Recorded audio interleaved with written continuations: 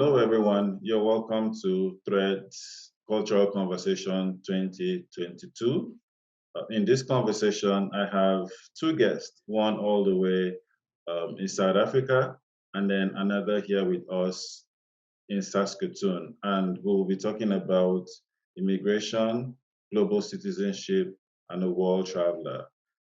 First, I'd ask our guests to introduce themselves very briefly. Hello, Michael, and hello, everybody. My name is Enyinna Nwauche. I'm Nigerian professor of law. I teach at the Nelson Mandela School of Law, University of Fort Hare in East London, South Africa. Previously taught in Nigeria and in Botswana. And my name is Henri Biahé, and I'm a professor of French linguistics and translation studies at St. Thomas More College at the University of Saskatchewan. And I'm a current resident of Saskatoon in the on the prairies of Canada. But previously, I taught in the eastern part of Canada, and then also taught in Cameroon, the country I hail from, for a year. Thank you. Thank you so much, both of you. My first question really would be, do you think an immigrant in one country is an immigrant everywhere else? Yes, I would think so, because the fact that you're entering the space of a national territory where you're defined as not being a citizen makes you an immigrant, or automatically you are not entitled to all the privileges and benefits of being a citizen.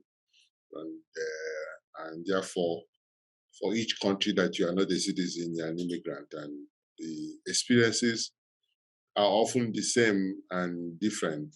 The same in the sense that you are always longing for the places you've left behind and wanting to embrace the new space that you're entering, and the skills that you use in managing the settlement and even the departure are often the same or get better with time.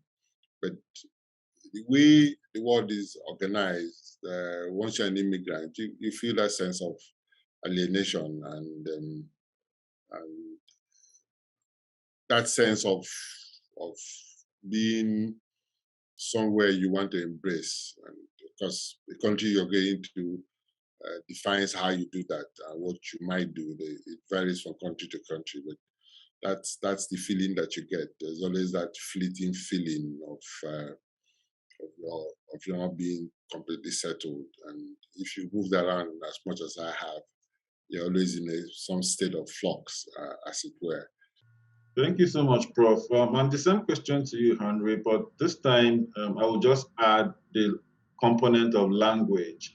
Does the fact of speaking the language of the country you're living in now affect that process of settling? Thank you for this interesting question. And because as a linguist, it is something that I always talk about with my students. And I would say that language is an issue, and all the time, usually, because whenever you find yourself in a new, in a different country or in a different setting, most often people will have a sense of where you come from based on on your accent. All right, the accent may be geographic in the sense that, and all right, right now I'm in Saskatoon, and so in Western Canada, and I know of a lot of friends of mine who will be, able to, identify someone, a Canadian or native Canadian, someone, from the eastern part of the country based on their accent, for example, but not, let alone the fact that you come from, a different country, which is obvious. And so the accent really, we tell people where you come from. At the same time, it also answers this also answers your question when you ask, whether an immigrant in one country is also an immigrant everywhere, because there's already, the moment you open your mouth to talk to people, they will definitely have an idea of where you come from. But now it now depends on the way you really use that accent, because I know that in most cases people will use the argument of the accent, sometimes not to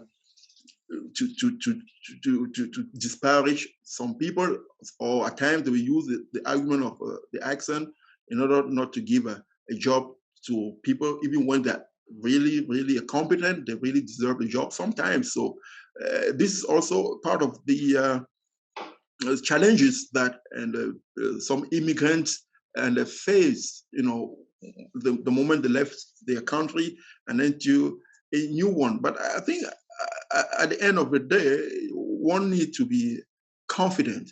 And then we should also understand that even from a linguistic point of view, the absence or any absence of an accent is also viewed as an accent.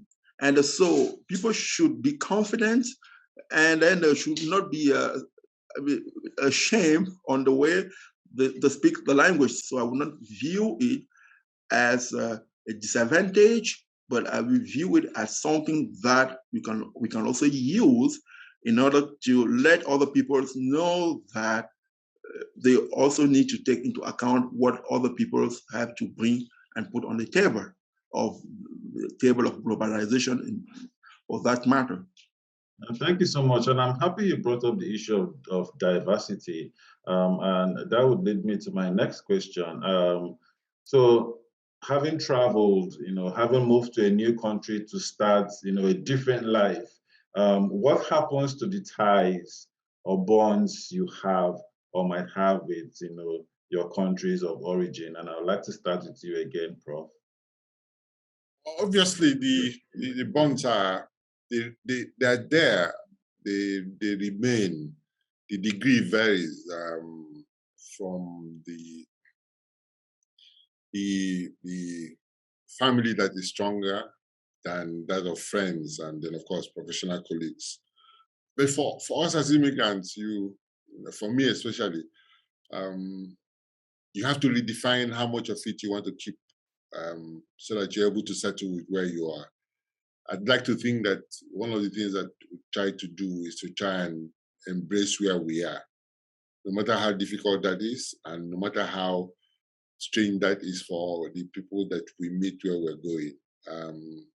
Because of the way we've constructed countries and nations, if you are not a non-citizen, you are often regarded as an outsider, reminded regularly that you're an outsider and expected to leave at a particular time. I think there's always a conscious effort to try to make the best out of it, to try to look for the better parts of it, to run away from those things that are not good.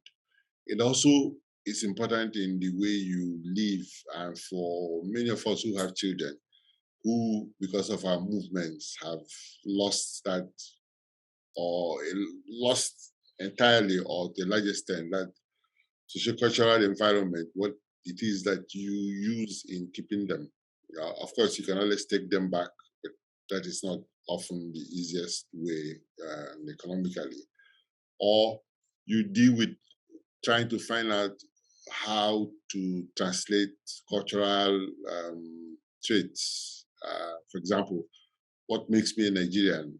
What is it that I want to pass on to my kids? So you're always in a conversation with defining what makes you a Nigerian. Is it the rituals? Is it family, respect? Thank you so much. And Henri, maybe to build on what Enyinna has said, what are your thoughts about those expectations? Would it be right in saying that maybe sometimes the immigrants have too much expectations? And how are those expectations managed, in your opinion? Yeah, I like the wording, too much expectations, but it's true that, and I personally, I do know of a lot of immigrants, and then here in Canada, and who were very, very disappointed for some of them once they arrived in Canada, and then they realized that, and they couldn't pursue the careers that they were pursuing and back home. And I know of a couple of doctors, and then even some professors, and then they were told that if they actually wanted or aspired, to continue working as professors, they had to, take another PhD all over again, things like that. So this is something that can be very frustrating, and then for a lot of immigrants, and because we realize that there's some immigrants, and maybe it looks like when they arrive, here, and then they realize that, oh, there were a lot of things that they missed out on, and a lot of things that they were not aware of, and this can also create a lot of frustrations. And then that's also the reason why for some of them, this situation can create a sort of what I would call a defeated expectancy here, because what they were hoping for, and then when they were still, in their home country, and what they see here in terms of reality, it's completely and difficult. But now, when we also see that, can they also are they expecting too much? But I think we cannot always say that they do expect too much. But on the contrary, what happens sometimes is that there are maybe some positions that some rights that immigrants sometimes claim once they are in the whole society, and then but unfortunately they don't always have at times the same advantages. I mentioned the notion of accent, a while ago, and then to say that at times they think that they're not always competing on equal footings. But now, coming back also on the notion of an migrant, an immigrant, and what you say about and then the ties that we do always and then keep or maintain with our home country. So, and personally, and I think that. It's very, very important to keep those ties. And it is obvious that even the way I'm dressed today will actually speak to the place I come from. It's so important, first of all, and because the moment we leave, our countries and then to a different setting, like here in Canada, yeah, sometimes it's a big risk, in the sense that, once we get here and then we are faced with new realities. And then with this new realities, sometimes, we this notion of displacement here. And then in the sense that with sometimes if you are single, and then I recall a couple of years ago when I was still single, it was a very, very, I was thinking about my country all the time. And at one point I thought about, returning to Africa when I was a PhD student, because I was feeling some sort of nostalgia all the time. So experiences are really, really personal. And then so that sense of being here and there was very, very a big issue for me. And then I also realized that after some time, when I got married and then and I started having children, the experience actually became completely different, in the sense that, I ended up, landing a job, and which gives me, the chance to travel to Cameroon, whenever I feel to, at least once every year, which is very, very good for me. And then also it is a way of, keeping the same ties with the country and back home. So we should never forget where we come from, because even though if we forget where we come from, there are some people out there who will still remind us that we come from somewhere. Yeah. Thank you, Henri. I'm glad you brought up, this cultural component and shared those wonderful stories. We have discussed expectations that the immigrants might have coming into a new country, but let's flip it. What are the expectations of the host countries of immigrants, really? I'm not sure that many countries have worked that out sufficiently. There are, in my opinion, different categories of host countries. There are countries who are continuously working out what they want. Generally, economic migrants is in place now. Many countries, especially countries in the north, are looking for some level of skilled manpower. There's a shrinking tax base. There's a burgeoning group of longer living persons that demand workers, as it were. There's always that challenge is, what do you want? Some countries haven't worked it out. I'll give you an example. And so some are deliberate. For example, some of the Southern African countries would not give your spouses a visa to work. I mean, so the question you ask yourself, what type of policy is that? How do you give a visa to a worker and deny one to the spouse? And it's not just countries in the South, even in the US, the J1 visa is limited to the J1 holder, and the wife has to struggle for her visa or not. So that flux of what does the country want? Yes, you want skilled manpower, but what exactly is it that you want as skilled manpower? I can tell you, my experience shows that countries are looking for STEM, science, technology, engineering, and mathematics. It stands out.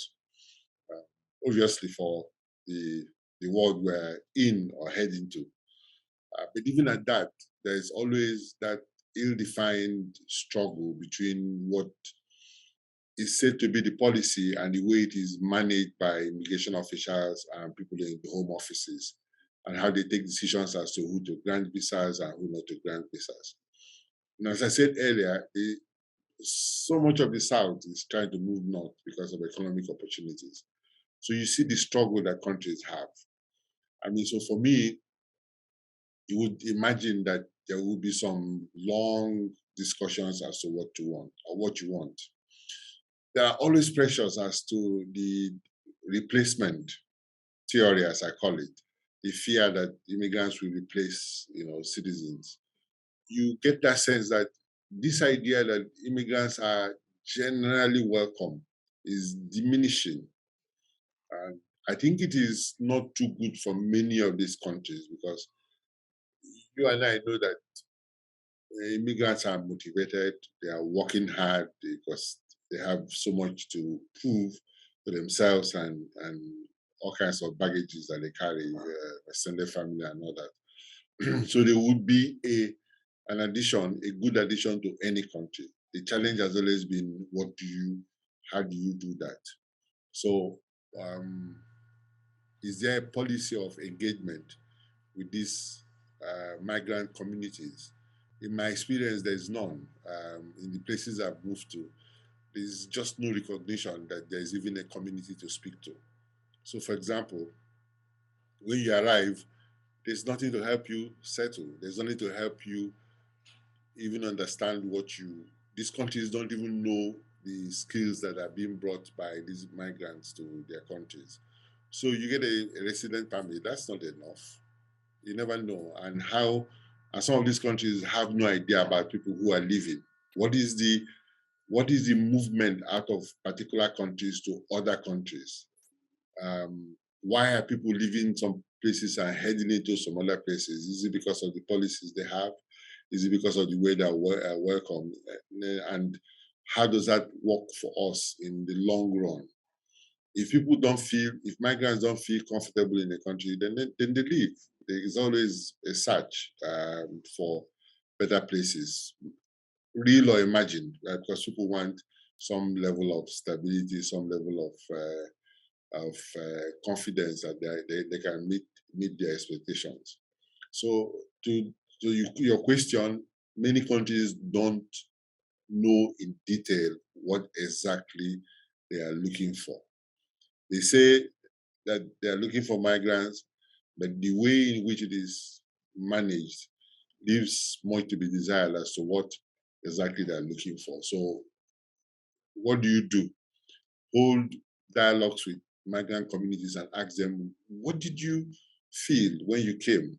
Do you feel that you're do you feel Canadian or American or South African. Take a poll, do some survey, ask people, what do you feel 5 years after you settled? You want to leave if you have an opportunity of leaving? And you'll be shocked as to the reaction of people who live in these countries. And they tell you, look, I don't feel like part of it. Because, Henry's talked about the things that we bring from back home.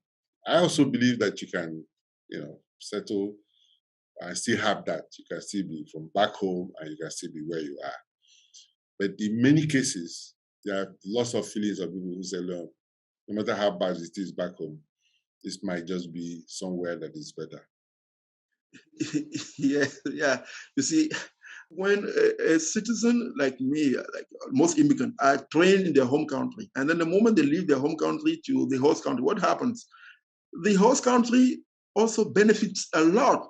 First of all, most of them, when they arrive here, they are almost finite product or end product, so to speak, in the sense that the host country doesn't have to work again, spend a lot of time, to train them.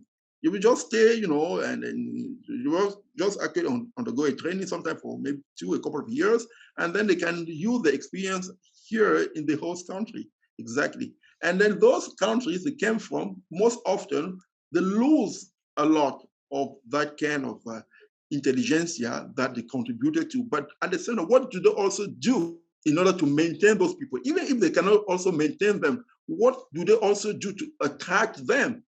In most African countries do not really recognize dual citizenship. So it means that the moment you leave your country and then you are in a foreign country, you lose automatically your citizenship. That's exactly what happens actually in Cameroon. So it means that our children here who were born actually here in Canada, they don't have access even to dual citizenship.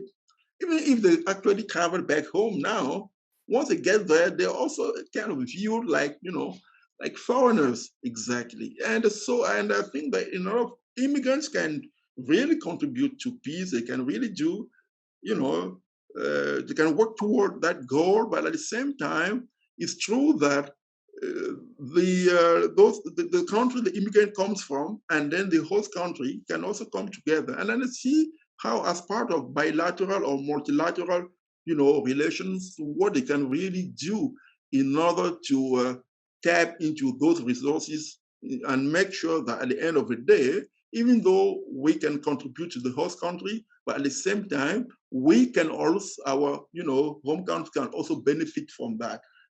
Thank you so much, Henri. We need peace here, and we need peace there, and we need peace everywhere. Thank you, Enyinna. I definitely have a lot to chew on and think about, and I hope that if you have joined us and listened to this conversation about globalization and immigration, you also have a lot to think about. Thank you.